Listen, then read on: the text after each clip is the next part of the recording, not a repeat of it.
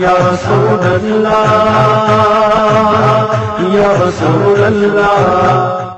முதல் கூட்டம் அல்லாஹ் ஜிக்ர் செஞ்சுக்கிட்டு இருந்தாங்க. ஈசா அலைஹிஸ்ஸலாம் போகும் பொழுது, நீங்க எதனால் அல்லாஹ் அழைக்கிறீங்க, அல்லாஹ் ஜிக்ர் செய்றீங்க அப்படின்னு கேட்டாங்க.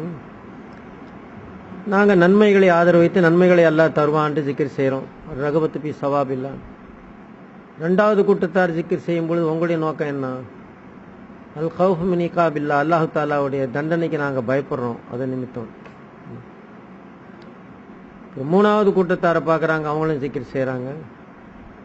அவங்க கிட்ட கேட்டதுக்கு, லா நஸ்குரு லில் கௌஃபி நிகாபில்லா வலா ரஹபத்தி பி சவாபில்லா பல் இல்ஹாரி சில்லத்துல் உபூதியத்தி வைசத்தி ருபூபியத்தி லி தஷ்ரீஃபில் கல்பி மாரிஃபத்தி. அதாவது எங்களுடைய நோக்கம் சுகமும் அல்ல, துக்கமும் அல்ல, இன்பமும் அல்ல, துன்பமும் அல்ல, சுகமும் அல்ல, வேதனையும் அல்ல, சொர்க்கமும் அல்ல, நரகமும் அல்ல.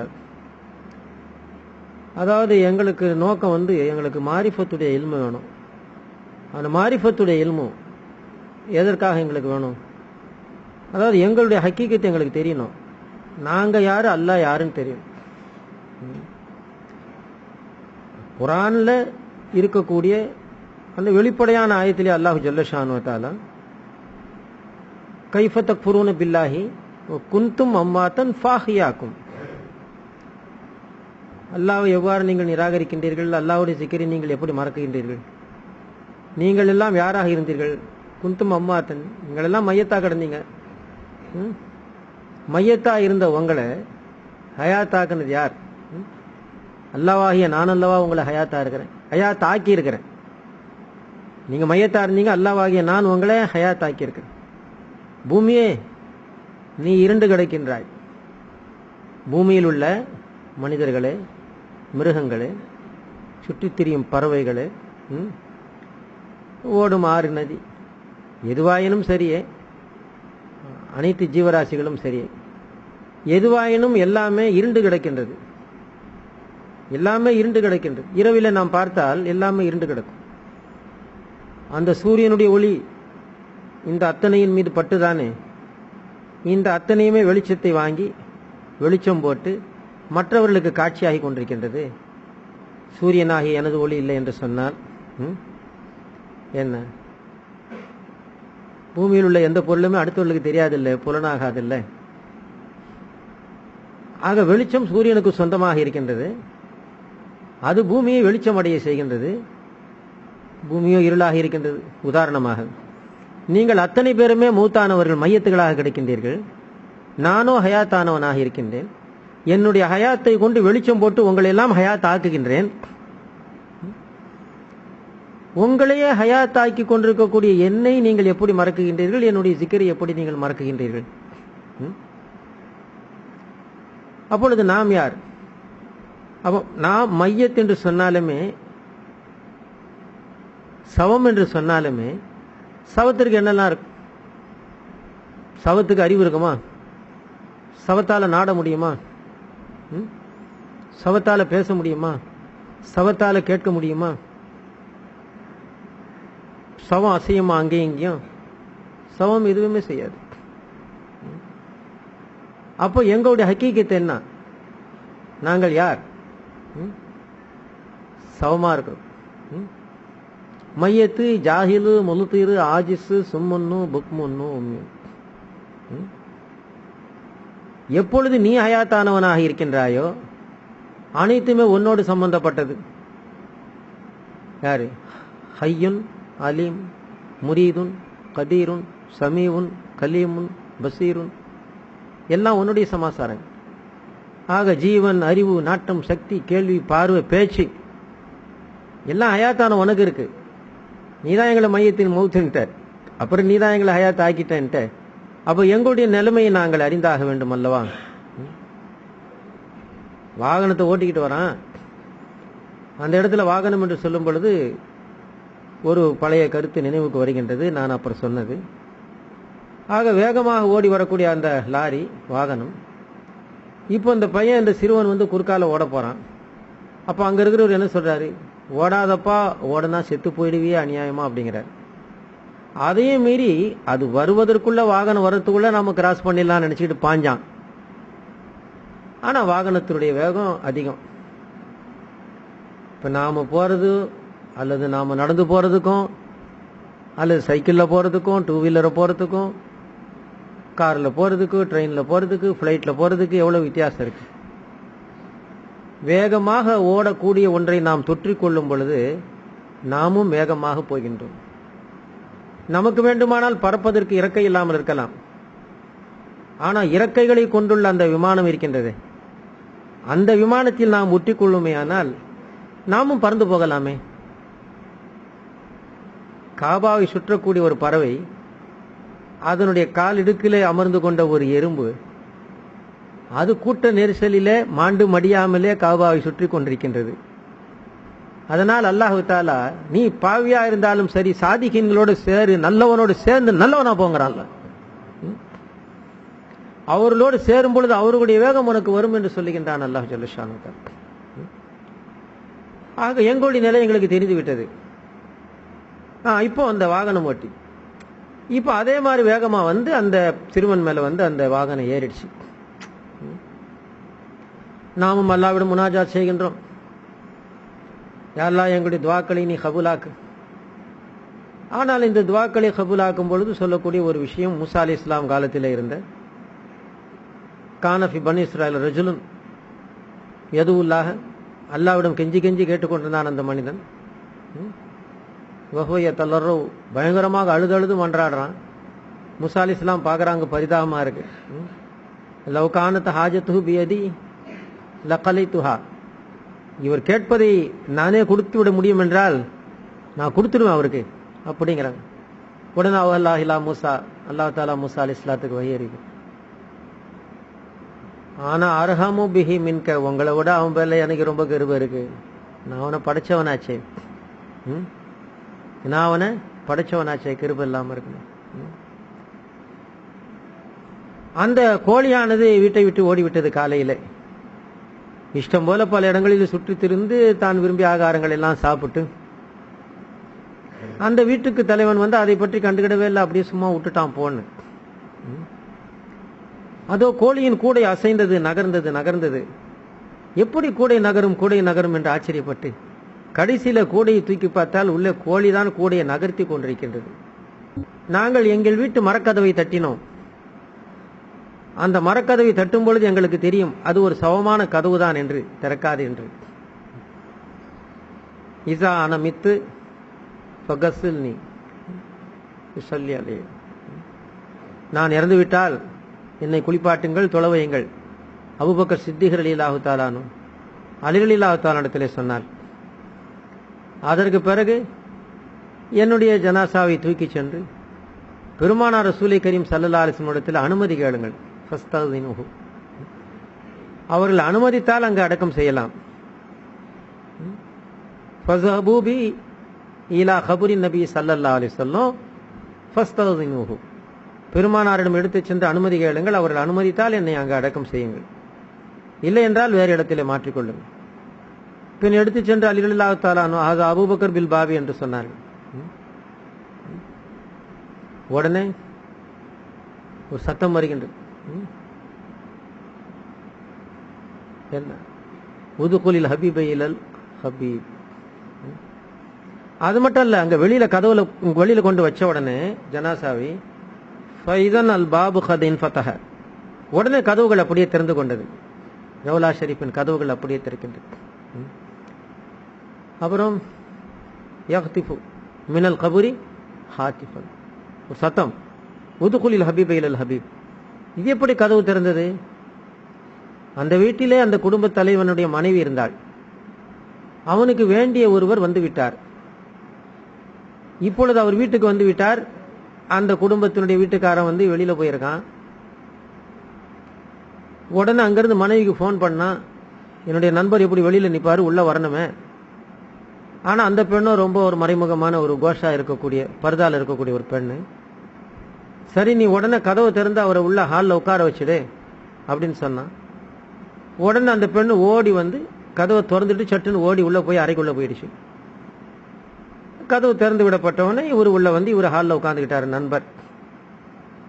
அதுக்கப்புறம் அந்த வீட்டுக்குடையவர் வந்து நண்பரை சந்திக்கிறாரு. அது எப்படி வந்து கதவை திறந்துட்டு ஓடி போய் உள்ள ஒளிஞ்சு உட்காந்துச்சு பார்த்தீங்களா? இப்போ ரவுலா ஷெரீஃபின் கதவு எப்படி திறக்கும்? ஃபைசன் அல் பாபு கதின் ஃபதஹ. எங்கள் நபி முகமது ரசூலுல்லாஹ் பாய்ந்து வந்து கதவை திறந்து உள்ளே போனார்.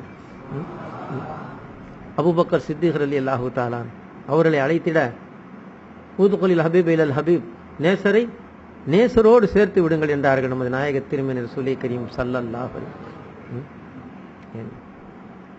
அப்போ அல்லாஹ் ஜல்ல ஷானு தஆலா கைராக இந்த துவா கபூல் ஆகுதல். அப்போ இவருடைய துவாவை நான் நினைச்சுன்னா, நான் என்கிட்ட இருந்ததுன்னா நான் கபூல் செஞ்சிடுவேன். அப்போ அல்லாஹ் தஆலா ஆனா அர்ஹமும் பிஹி மின்கன். அப்போ இந்த கோழியானது இந்த கூடை சவமாக இருந்தாலும் உள்ளே ஜீவனுடைய கோழி அல்லவா இருக்கின்றது, அது அல்லவா கூடையை நகர்த்தியது. நான் மரக்கதவை தட்டுகின்றேன், இந்த மரக்கதவு எப்படி திறக்கும் தானே? உள்ளே ஜீவனுடைய என் மனைவி இருக்கின்றாள் அல்லவா. என் புறக்கண்கள் இந்த உயிரில்லா மரக்கதவை பார்த்தாலும் கூட என்னுடைய அகக்கண் ஜீவனோடு இருக்கக்கூடிய என்னுடைய மனைவி அல்லவா பார்க்கின்றது. அன்று பாடலில் சொல்வார்கள், அமுர்ரு அலத்தியாரி தியாரி லைலா உகப்பிலு ஜல்ஜிதாரி ஜல்ஜிதாரா வமாஹு புத்தியாரி ஷகப்ன கல்பி வலாக்கின் ஹுப்பு மன் சகனதியாரா. லைலாவின் பக்கம் சென்றால் லைலாவின் வீட்டு சுவற்றிலே மஜ்னூன் முத்தம் போடுவான். அவனுடைய நோக்கம் அந்த சுவரா அல்ல அல்ல, அந்த வீட்டுக்குள்ளே இருக்கக்கூடிய லைலா தான் அவனுடைய நோக்கமாக இருந்தது. லைலாவுக்கு கொடுக்கும் அந்த முத்தங்களை தான் அவன் சுவற்றிலே பதித்து கொண்டிருந்தான். ஆக இன்று ஹாஜிமார்கள் காபத்துல்லாவை சுற்றுகின்றார்கள் என்று சொன்னால், அந்த காபா உள்ள ஜீவனோடு இருக்கக்கூடிய ஹயாத்தோடு இருக்கக்கூடிய அல்லாஹ் அல்லவா அவருடைய நோக்கமாக இருக்கின்றது. அல்லாஹ் அக்பர் என்று சொல்லும் பொழுது நாம் சஜிதாவினுடைய இடத்தை பார்த்து கொண்டிருந்தாலும் கூட நம்முடைய நெற்றி ரஹ்மானுடைய பாதத்திலே படுகின்றது, தொடுகின்றது என்று சொன்னார். இதோ நாம் விரித்திருக்கக்கூடிய இந்த ஜமகாலத்தின் மீது அல்லது அந்த பாயின் மீது அல்லது அந்த வெறும் தரையின் மீது நாம் நெற்றியை வைப்பதாக நினைக்கின்றோம். ஆனால் உண்மையிலே அந்த தரைக்கு மேல் காற்று இல்லையா? அந்த காற்றிலே நமக்கு சுவாசம் தந்து ஜீவனை தரக்கூடிய ஆக்சிஜன் மட்டும் இல்லையா என்ன? நம்முடைய நெற்றி தரையிலே படுகின்றது என்றால் தரையிலே ஒட்டி கொண்டிருக்கக்கூடிய காற்றிலே படவில்லையா? அந்த தரையில நம் கண்ணுக்கு தெரியாமல் இருக்கக்கூடிய தூசியிலே தான் நம் நெற்றி ஒட்டவில்லையா? இப்படி ரஹ்மானுடைய பாதம் அங்கே இருக்கின்றது, எங்கள் கண்ணுக்கு தெரியவில்லை, ஆனால் எங்கள் நெற்றி படுவது ரஹ்மானுடைய பாதத்திலே தான். ஏனென்றால் நபி முகமது ரசூலுல்லாஹ் சொன்னார்கள், சாஜித் யஸ்ஜுது பைன கதமைனி ரஹ்மான், ரஹ்மானுடைய பாதத்திற்கு இடையிலே தான் உன்னுடைய நெற்றி என்று சொன்னார்கள்.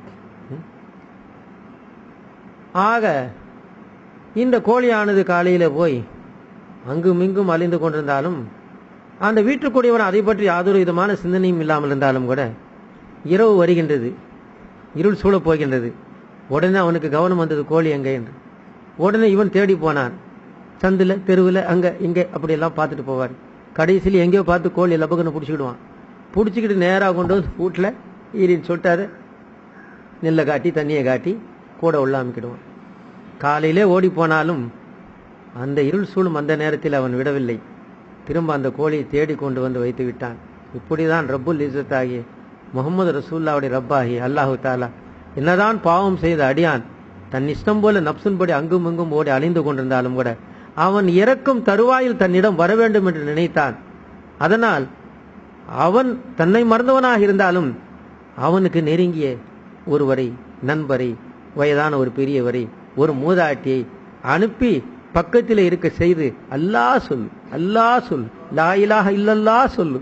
இது அந்த கோழி அந்த நேரத்திலே கொண்டு வந்து சேர்த்த எஜமானனை போல உயிர் பிரியும் பொழுது என்னுடைய சிக்கரோடு வர வேண்டும் என்று அல்லாஹ் நினைத்தான். ஆனா அர்ஹமு பிஹி மின்க, மூசா உங்களை விட எனக்கு அவன் மீது பிரியம் இல்லையா?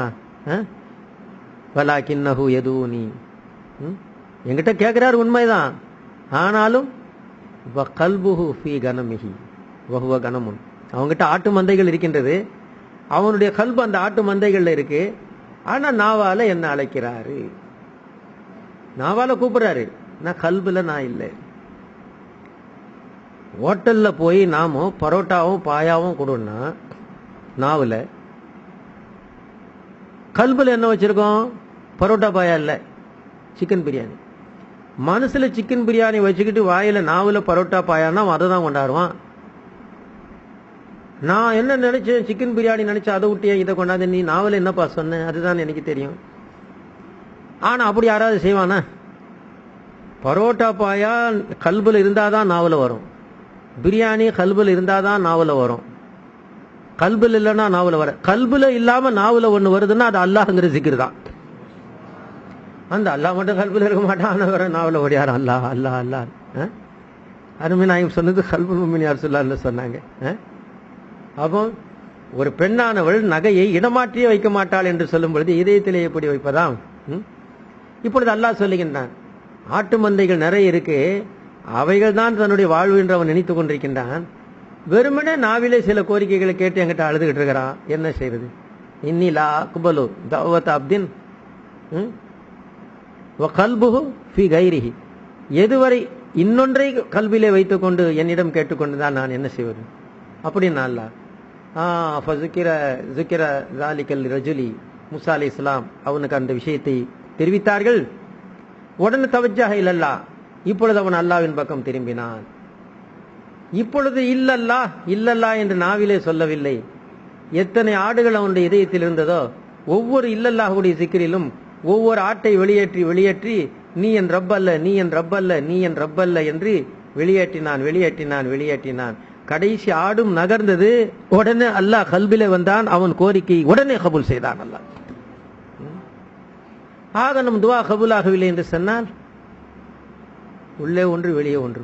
கயிர் அல்லாஹு ஜல்லஷானு தஆலா சில நேரங்களிலே நாம் சொன்னது போல யாரோ ஒருவர் வேண்டா வெறுப்பாக காட்டு கத்தல் கத்தினால் காதுல கேட்க முடியல, தூக்கி போடப்பா காசை.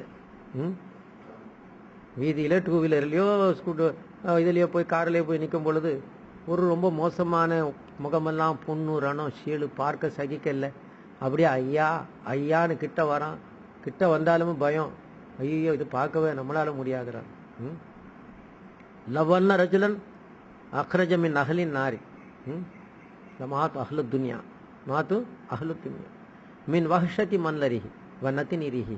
பெருமானார் ரசூலே கரீம் ஸல்லல்லாஹு அலைஹி. இந்த உலகத்திலே மனிதர்களே, நீங்கள் தீ மூட்டக்கூடிய நெருப்பில ஒருவன் வெந்து போனாலுமே அவனுடைய உடலை உங்களால் பார்க்க முடிகின்றதா? எவ்வளவு விகாரமான தோற்றமாகின்றது.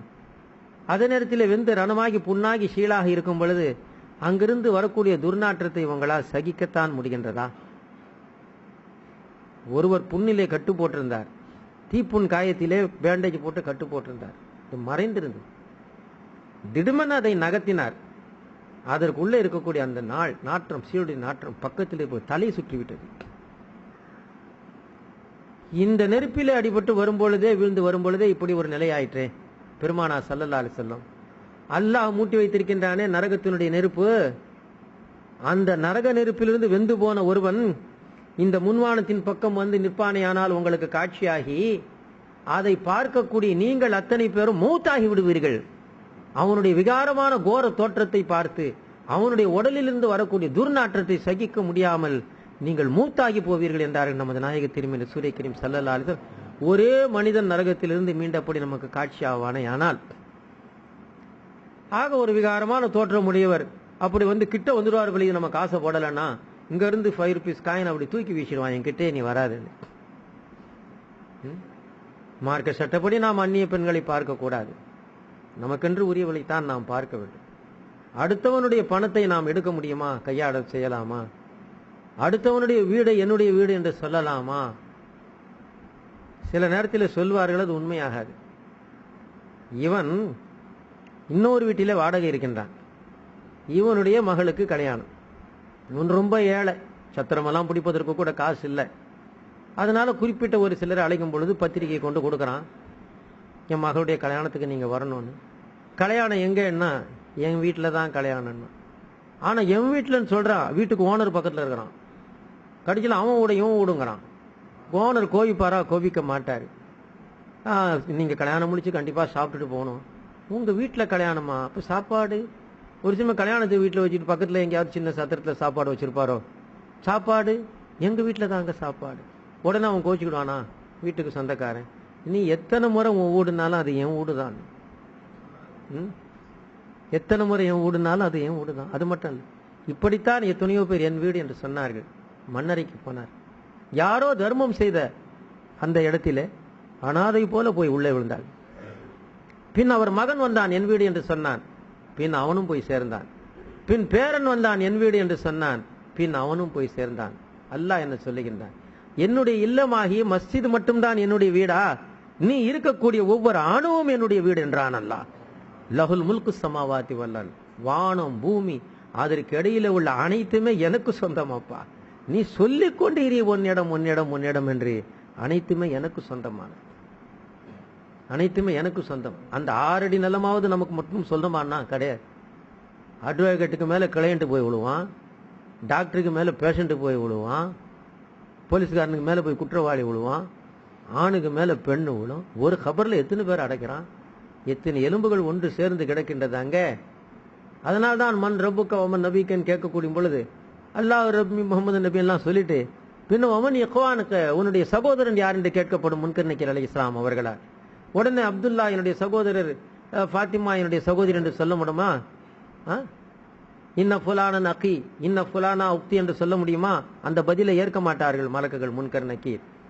வல் மூமினூன இக்வானி, அனைத்து மூமின்களும் என்னுடைய சகோதரர்கள் என்று பதில் சொல்லியாக வேண்டுமே. உள்ள அப்படித்தானே எல்லாரும் சேர்த்து கட்டிக்கிட்டு உள்ள கிடக்கிறோம். அப்புறம் பின்ன எங்கேயும் நாங்க பிரிஞ்சு போறது அங்க? அப்போ அல்லாஹ் ஜல்லஷானு வ தஆலா கைர் அங்க கேட்கப்படுவது முக்கியமான கேள்வியாக நமது நாயக திருமதி ரசூலை கரீம் ஸல்லல்லாஹு அலைஹி வஸல்லம் அவருடைய ஒளி பொருந்தி அந்த முகமானது காட்டப்படுகின்றது. இருள் சூழ்ந்த மண்ணறையிலே, இருள் சூழ்ந்த அந்த கபரு குழிக்குள்ளே யாரும் விளக்கு வைத்து அடக்கம் செய்வதில்லை. தேவையில்லை. எதற்கு விளக்கு? விளக்கா வெளிச்சம் போட்டது எங்கள் நபிக்கு. எங்கள் நபி அல்லவா விளக்குக்கு வெளிச்சம் போட்டு காட்டினார்கள்.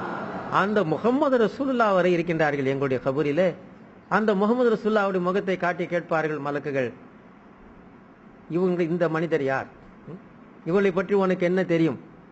ஹாதா முஹம்மது ரசூலுல்லாஹ் மா குன்த தகூலு ஃபீ ஹாதா ரஜுலி, மனிதர் மனிதர் என்றுதானே சொன்னாய், இப்பொழுது சொல் மனிதரா அல்லது ரசூலா, சொல் என்ன பதில்? ஹாதா முஹம்மது ரசூலுல்லாஹ் என்றால் கபர் விசாலாகும், ஜெயம் பெற்றான். லாதிரி, எனக்கு தெரியாதே என்று சொன்னால் தோல்வி அடைந்தார், தோல்வி அடை. கைர் அல்லாஹு ஜல்லஷானு வ தஆலா ஆக நமது நாயக திருமதி ரசூலை கரீம் ஸல்லல்லாஹு அலைஹி வஸல்லம் கைர் நான் ஆரம்பமாக சொன்னது அந்த துவா கேட்கும் விஷயம். சில நேரங்களில் அல்லாஹ் எங்களுடைய துவாக்களை இது எதற்கு சொல்லுகின்றேன் என்றால், அந்நிய பெண்ணை நாம் பார்க்க கூடாது. எப்படி அவனுடைய வீடு நமக்கு சொந்தம் அல்லவோ, அவனுடைய வீடு நமக்கு சொந்தம் அல்லவோ, அவனுடைய பணம் நமக்கு சொந்தம் அல்லவோ, அதுபோல அவனுடைய மனைவியும் நமக்கு சொந்தம் அல்ல. அவனுடைய பணத்தை அபகரிக்கலாம் என்பது குற்றம்தானே, குற்ற உணர்வது. யார் அறியாவிட்டாலும் அல்லாஹ் அறிவான். வயாலமு காயினத்தில் ஆயுனி வமா துக்ஃபி சுதூர், உன்னுடைய கண் ஜாடையும் நான் அறிவேன், உன்னுடைய இதயத்தில் நிலையும் எண்ணத்தையும் நான் அறிவேன் என்று சொல்லுகின்றான் அல்லாஹு ஜல்லஷானு வ தஆலா. அதனால் அவனுக்கு தெரியும் அடுத்தவனுடைய பணத்தை அபகரிக்கலாம் என்று நினைக்க கூட கூடாது. அடுத்தவனுடைய வீடை ஏமாந்தா எடுத்துக்கலாமா நினைக்க கூட கூடாது. அதுபோல அடுத்தவன் மனைவியோடு ஆசையோடு ஒரு எண்ணத்தை சேர்த்து பார்க்கவும் கூடாது. ஆனால் அந்த பெண் அவளுடைய தாய்க்கும் மறைவு, அவளுடைய தந்தைக்கும் மறைவு, தாய்க்கே மறைவு. குறிப்பிட்ட வயதிற்கு மேலே தாயிடம் கூட ஆடையுடன் தான் இருக்க வேண்டும் அந்த பெண். அப்படி இருக்க உன்னிடம் மட்டும் மறைவில்லாமல் வந்தாலே காரணம் என்ன? அதிலேதான் உண்மை இருக்கின்றது. அல்லாஹு தாலா அன் ஹலஹலக்கும் மின் அன்ஃபுசிக்கும் அஸ்வாஜா, அல்லாஹு தாலா உங்களை படைத்து உங்களிலிருந்தே தான் உங்கள் மனைவியை கொண்டு வந்தான். உங்களுடைய ஜீவனிலிருந்தே பிரிக்கப்பட்டவர்கள் தான் உங்களுடைய மனைவிமார்கள். பெருமானா ஸல்லல்லாஹு அலைஹி வஸல்லம் குலிகத்து மின் நிலையில் என்று சொன்னார். ஆதம் அலைஹிஸ்ஸலாம் அவர்களுக்கும் கூட லம்மா ஹலகல்லாஹு லஹு ஹவ்வா மின் லுலுயின் மின் அலுலாஹில் யுஸ்ரா, தூங்கக்கூடிய நேரத்தில் ஆதம் அவருடைய இடது பக்க விலா எலும்பிலிருந்து தான் ஹவ்வாவையே படைத்தான். ஆக இந்த பெண் மட்டும் நமக்கு ஏன் தடை இல்லை? அவள் வேறு நாம் வேறு இல்லை என்ற அளவுக்கு இரண்டரை கலைக்கின்றோமே. காரணம் என்ன? அவள் நாம் தானே, நம் உயிர் தானே, நம் உடல் தானே. பின் நம் உடலை நாம் எப்படி பார்க்காமல் இருப்போம்? அப்படி பார்க்கின்றோம். ஆனால் எந்த பெண்ணாலும் நம்முடைய உடல் அல்ல பார்க்க அனுமதி இல்லை. இருந்தால் பெருமானா ஸல்லல்லாஹு அலைஹி வஸல்லம் லா தத்தபு நலரத நலரத இன்னலகல் ஊலா லைஸத் லகல் ஆখিরা, தவறி பார்ப்பீர்களே ஆனால் ஒரு பார்வை, அதற்கப்புறம் உங்களுக்கு சம்பந்தம் இல்லாத ஆளுன்னா பார்வையை மாத்திடுங்க. அப்படியானால் நாங்கள் ரோடில் சென்னா எங்க பார்த்தாலும் பெண்களாக தான் இருக்கிறாங்க, அப்ப என்ன செய்யறது? அப்படி நிர்பந்தமாக பெண்ணை பார்க்க வேண்டும் என்று சொன்னால் உன்னுடைய தாயாக பார், வயதிலே பெரியவளாக இருந்தால். வயதிலே சிறியவளாக இருந்தால் உன்னுடைய அக்காளாக பார் அல்லது தங்கையாக பார், மனைவியாக பார்க்காது. அது உனக்குன்னு உரித்தான பெண்ணை மட்டும் பார். ஒரு விகாரமான தோற்றமுடைய பிச்சைக்காரன் வந்துட்டான்னா இங்க இருந்து காயின் அப்படி தூக்கி போட்டுறாரு. சில பேரை பார்க்கிற சமூக சேவை என்ற பெயரால் சில பெண்கள் உண்டியலை எடுத்துக்கொண்டு வசூலுக்கு வருவார்கள். அப்படி ஒருவளை பார்த்தால் இவன், அதாவது தீயவன், நப்சுக்கு அடிமையானவன், ஷைத்தான் வயப்பட்டவன், அப்படி ஒருவளை பார்த்தால் சும்மா இருக்கின்றானா? உடனே இங்கிருந்து காயினை தூக்கி விட்டேறானா? கிடையாது, கிட்ட கூப்பிடுறான். என்ன விஷயம்? எதற்காக வசூல் செய்கின்றீர்கள்? என்ன சோசியல் சர்வீஸ் பண்ண போகின்றீர்கள்? நீங்கள் என்ன நல்ல காரியம் செய்கின்றீர்கள்? வாய் நாவு பேசிக் கொண்டிருக்கின்றது, ஆனால் உள்ளம் அவருடைய அழகை ரசித்துக் கொண்டிருக்கின்றது. கடைசியில் என்ன செய்யறான்? 5 rupees காயின்ஸா தூக்கி போடுவான். இல்ல 100 rupees அல்லது 1000. இவன் மனத்துக்கு பிடித்தம் இல்லாததுக்கு தூக்கி எறிந்தான் 5 ரூபாயை. இவன் மனத்துக்கு பிடித்தமாகிவிட்டது, அது ஆகமானது என்று சொல்லவில்லை. அதனால்தான் நான் சொன்னேன் நப்சுக்கு அடிமையானவன், ஷைத்தானுக்கு அடிமையானவன் என்று சொன்னேன். நப்சை வீழ்த்தி ஷைத்தானை வென்றிருப்பாயானால் எங்கள் நபி முகமது ரசூலுல்லாஹ் சொன்னது போல ஒரே பார்வையிலே பார்வை மாற்றி இருப்பாய் நீ. ஆக அழகை ரசிக்கின்றேன் என்று சொல்லி அள்ளி கொடுக்கின்றான். நம்முடைய வீட்டு வாசல்களிலே சிலர் வந்து பெருமானாரை புகழ்ந்து, கௌதுலாலத்தை புகழ்ந்து தாயரா அடித்து காசு கேட்பார்கள். நமக்கு இதமான பிடித்தமான பாட்டாக இருந்தது என்று சொன்னால் சற்று நேரம் தாமதிப்போம். அடுத்து என்ன சொல்லுவார், அடுத்து என்ன சொல்லுவார்? அதற்குள்ள அவர் ஓடிவிடக்கூடாது இன்னொரு வீட்டுக்கு. கடைசியில கொண்டு கொடுக்கும் பொழுது 100 ரூபா கொடுக்கிறார், 500 ரூபா கொடுப்பார். ஏன்? இவருக்கு கொடுப்பதல்ல, என் கல்வியில உள்ள காஜாவுக்கு நான் கொடுத்தேன். அப்போ எங்க இருக்கிறார் கரீம்? கிதர் கரீப் கடேத்தோ உதர் கரீபு நவாஸ். ஆக இப்பொழுது எதற்கென்று சொன்ன, ஆக நேரம் தாண்டி நேரம் அதிகரித்து நாம் கொடுத்தாலும் கூட உயர்வாக கொடுக்கின்றோம் என்ற வகையிலே அல்லாஹ் நம்முடைய துஆவை தாமதமாக கபூல் செய்தாலும் மேலாம்பரமாக கபூல் செய்யலாம், உயர்வாக கபூல் செய்யலாம். தனக்கு குழந்தை வேண்டும் என்று 5வது மாதத்திலேயே, நான் நீண்ட நாட்களாக குழந்தை இல்லாம இருந்தேன், இப்போ 5 மாசம் நான் தான் உண்டாயிட்டேனே, அதனால இப்பவுமே குழந்தை வந்துடணும்னா 5 மாதத்துல எப்படி வரும்?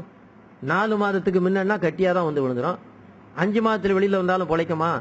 6 மாதத்துல அவசரப்படுறா. தொழுது கேட்டேன், அழுது கேட்டேன், தஹஜ்ஜத் தொழுது கேட்டேன், எத்தனையோ அவுலியா கட்டெல்லாம் போய் துவா செய்ய சொன்னேன், எத்தனையோ இறைநேசருடைய தர்காக்களும் போய்விட்டு வந்தேன். அப்போ 6வது மாசமும் தரல, 7வது மாசமும் தரல, என்ன கேட்டாலும் நடக்காது. இந்த நேரத்தில் நான் நடத்தி குழந்தை வைத்து கொண்டு வந்தால், வெளியே கொண்டு வந்தால் அதை மண்ணுக்குள்ள புதைக்க வேண்டும், உன் மடியில வச்சு கொஞ்சம் ஒன்னால் முடியாது. அதனால் நீ எவ்வளவு கெஞ்சி கேட்டாலும் 10வது மாதம் தருகின்றேன். அப்பொழுதுதான் அந்த குழந்தையை கொண்டு நீ இன்பம் பெற ஒன்னால் முடியும். இப்படித்தான் சிலருடைய துவாக்களை அல்லாஹ் ஜல்லஷானு தஆலா தாமதம் செய்கின்றான். கயிறு இருந்தாலும் நாம் சொல்லுவதெல்லாம் அதிக தாமதம் செய்தால் தாங்க மாட்டோம் அல்ல. அது அந்த ஏழை பெண் ஒன்று, அது 4 வீட்டுல 10 பாத்திர சமையல் வேலை செஞ்சுதான் பொழைக்கக்கூடியது. அதற்கென ஒரு தனி வீடே கிடையாது. ஒரு வீட்டு திண்ணையில அந்த ஒரு மேல உள்ள ஷீட்டுக்கு கீழே அந்த திண்ணையில தான் படுத்திருக்கா. சுற்றி மழை தண்ணி வராம இருக்கிறதுக்கு ஏதாவது ஓலப்பாய ஒரு கித்தான் துணியை கட்டிட்டு, அவளுக்கும் ஒரு குழந்தை. அந்த குழந்தைக்கும் நீண்ட நாளாக அந்த அக்கம் பக்கத்து வீட்டு பிள்ளைகள் வைத்திருக்கக்கூடிய ஃபாரின் பொம்மை, விலையுறந்த பொம்மை, ஒரு 1000 ரூபா, அது ஆட்டோமேட்டிக்கா பேட்டரி சிஸ்டத்துல சத்தமும் கூடும். வாயில இருக்கிற சூப்பு எடுத்துட்டுனா கால் கத்த ஆரம்பிக்கும். இப்படி ஒரு பொம்மை வேணும்னு இதுக்கு ஆசை. அம்மாட்ட கேட்டுக்கிட்டு இருக்குது. அம்மாவுக்கு அவ்வளோ காசு இல்லை. சரி கொஞ்சம் கொஞ்சமாக சேர்க்கிறா. சேர்த்து அன்றுதான் முழுவதுமாக 1000 ரூபா வந்துடுச்சு. இப்போ அது பெரிய அகலமான வீதி, எதிரிலேயே அந்த விளையாட்டு பொம்மை, பெரிய ஃபாரின் பொம்மை இருக்கக்கூடிய அந்த பெரிய ஷோகேஸ் ரூம் வந்து அந்த இடத்துல இருக்கு, பெரிய ஸ்டோர்.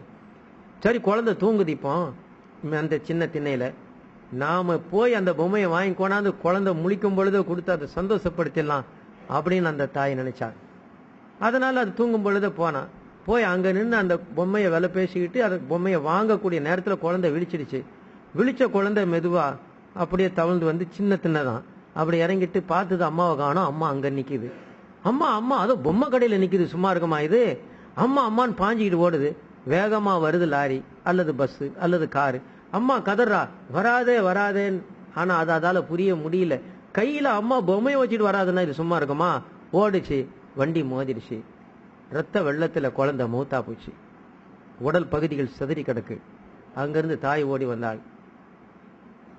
காலமெல்லாம் பொம்மை வேண்டும் என்று கேட்டாயே, இந்த பாவி வயிற்றில ஏன் வந்து பிறந்தாய்? எங்கேயாவது ஒரு பணக்காட்சி வயிற்றுல போய் பிறக்க கூடாதா? நீ உயிரோடு இருக்கும் வரை உன்னுடைய ஹாஜத்தை என்னால் பூர்த்தி செய்ய முடியவில்லையே, உன்னுடைய தேவையை நீ இறந்த பிறகு அல்லவா பொம்மையை கொண்டு வந்திருக்கின்றேன். அல்லாஹ், நான் வாங்கி வந்த பொம்மைக்கு உயிர் இல்லாவிட்டாலும் கூட உடல் சிதையாமல் கிடைக்கின்றதே, உயிருடைய என்னுடைய பிள்ளை உடல் சிதறி கிடக்கின்றது. அல்லாஹ், இந்த அளவுக்கு எங்களை சோதனை செய்யாதே. அல்லாஹ், எங்களுடைய துவாவை எங்களுடைய ஹயாத்திலே கபூலாக்கு. எவ்வளவுதான் தாமதம் எவ்வளவுதான் தாமதப்படுத்தலாம், வேண்டாம், இனியாவது தாமதப்படுத்தாமல் எங்களுக்கு செய் என்று கெஞ்சி கேட்கும் நமக்கு உரிமை நமக்கு நிச்சயமாக இருக்கின்றது. அல்லாஹு தாலா நம்முடைய துவாவை நிச்சயமாக கபூல் செய்வான். கைர் அல்லாஹு ஜல்லஷானு தஆலா. ஆக ஈசா அலைஹிஸ்ஸலாம் அவர்கள் அந்த இப்பொழுது நம்முடைய ஹக்கீகத் தெரிந்து விட்டது. என்ன, இப்ப பஸ், இப்ப அந்த வாகனத்துக்காக சொன்னேன், இந்த வாகனம் மோதி அந்த குழந்தை, அந்த பிள்ளை, குறுக்க போன பிள்ளை வந்து இறந்துடுச்சு. அப்போ ஒருத்தர் சொன்னாரு, உன் வாயை வச்சுக்கிட்டு சும்மா இந்தியா, நீ அந்த பையனை பார்த்து என்ன சொன்ன, நீ ஓடுனா செத்து போவன்னா சொன்ன பத்தியா, அதனாலதானே உன் சொல்லு பலிச்சிடுச்சு, ஓடி போனவன் செத்து போனான் அப்படின்னா அவன் என்ன சொல்லுவான்? நான் சொன்னதனால் அவன் சாகவில்லை, அவன் செயல் சாவான் செத்து போவான் என்று தெரிந்து நான் சொன்னேன். அவனுடைய செயலுடைய முடிவு இதுதான் இருக்கும் என்று நான் தெரிந்து சொன்னேனே தவிர நான் சொன்னதனால் அவன் அப்படி செய்யவில்லை. இதைத்தான் அல்லாஹ், நீங்கள் என்ன செய்வீர்கள் என்று நான் எழுதி வைத்திருக்கின்றேன், நான் எழுதி வைத்ததனால் நீங்கள் செய்ய மாட்டீர்கள். அதனால் விதி